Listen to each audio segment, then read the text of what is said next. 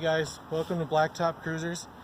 Today I'm going to go over the unboxing and checking out of a Kobalt 40 volt weed whip, 13 inch. It's just a little one, but more than enough for my property around here because, well, I figured it's finally time to buy a good weed whip that is going to work consistently and not have issues like the gas powered ones. So by recommendation of a good friend, he said go with the Kobalt. It's what I have. The batteries last a long time and it does just fine for getting around the house and a couple fences. Not a big deal. So here it is. We're going to open it up and take a look. Cut the tape. There we go. I think I got everything. There we go. There we go. I do like that they put the flaps on those things so it's a little easier to get out. So first off, we got plenty of instructions and warnings and whatnot. And it comes with the 40 volt lithium ion battery and charger and everything. So, oh, look at that. It's all kind of one piece there. That's neat. So there's that. And then we got handle. We got the guard. There's the charger. Pretty big charger. Very nice.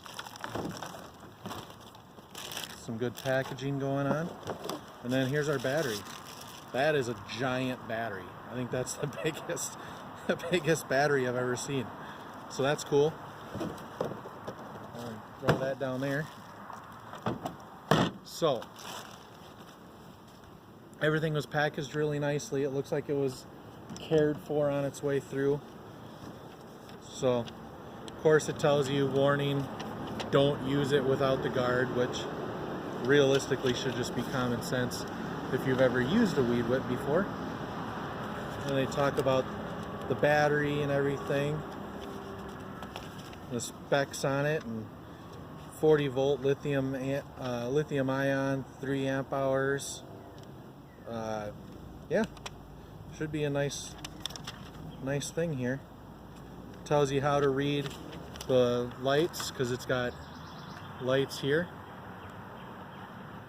and it's telling me it's got one green bar, which means it has 10% capacity and requires charge soon.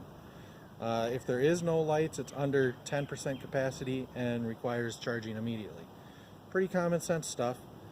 Now it tells you to fully charge the battery. Once the charging light turns green, remove the battery from the charger and disconnect the charger from the outlet. After charging, the battery may be stored in the charger as long as the charger is not plugged in. We got another thing for the charger, you know, and it tells you what the different lights mean on it and whatnot. Well, pretty self-explanatory. And all this stuff has like a 5-year, 3-year warranty on it, so that's awesome. And now we're on the owner's manual for the trimmer itself. And it tells you all the different things that it comes with.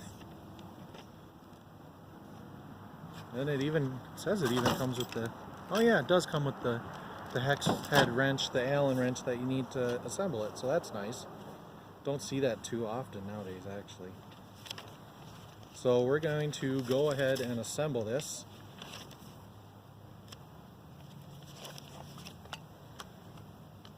So let's see. It tells us the first thing to do is to assemble the guard, which makes sense. They want you to get the safety things on first. This goes on there. There's only one way it can go on, which is nice. We'll put the screws back in. And it doesn't give you any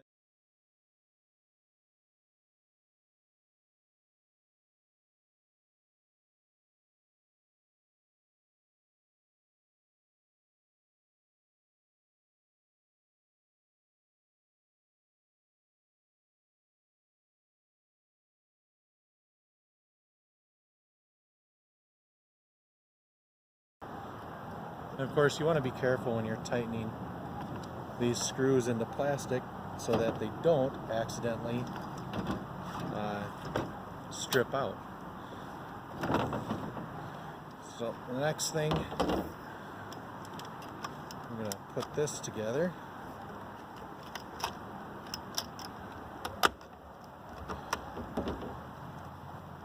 And you'll kind of see it's got one of these push button things, so that's kind of nice. You can take it apart as needed.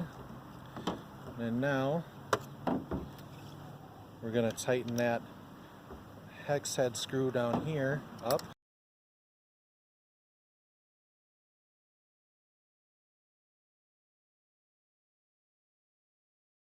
I'm going to put on the handle. There we go. That's got a twist off, and then that pops out. And then it kind of snaps on there.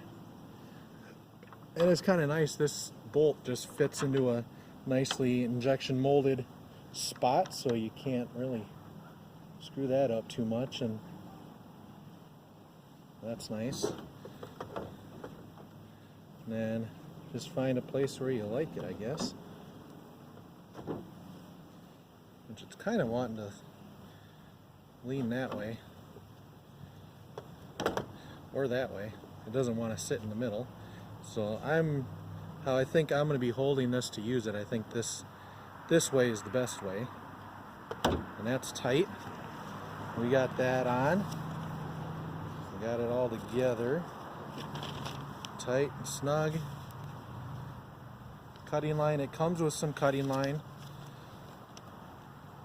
It tells you how to wind it and everything.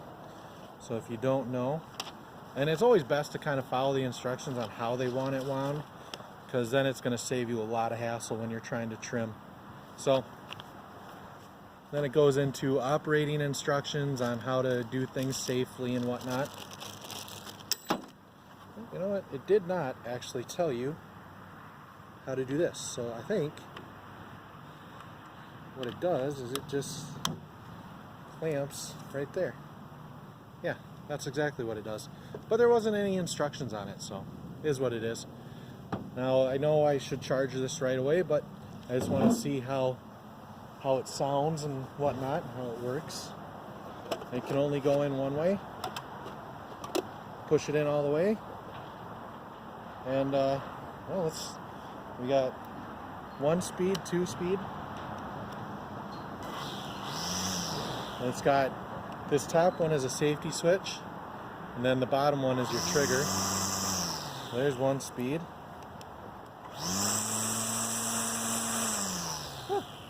Gotta say, I think I'm going to be impressed with this. Looks like it's going to be a nice little unit to use around my small yard. And yeah, very happy with it. It's got a quality inspection sticker on it. My career is a quality inspector, so I always love seeing that when they're doing their inspections and they're labeling their inspections. So there it is. That's the Kobalt 40 volt max lithium ion. It's not the brushless one, but that's okay. I don't need anything quite that nice. Hey guys, welcome back.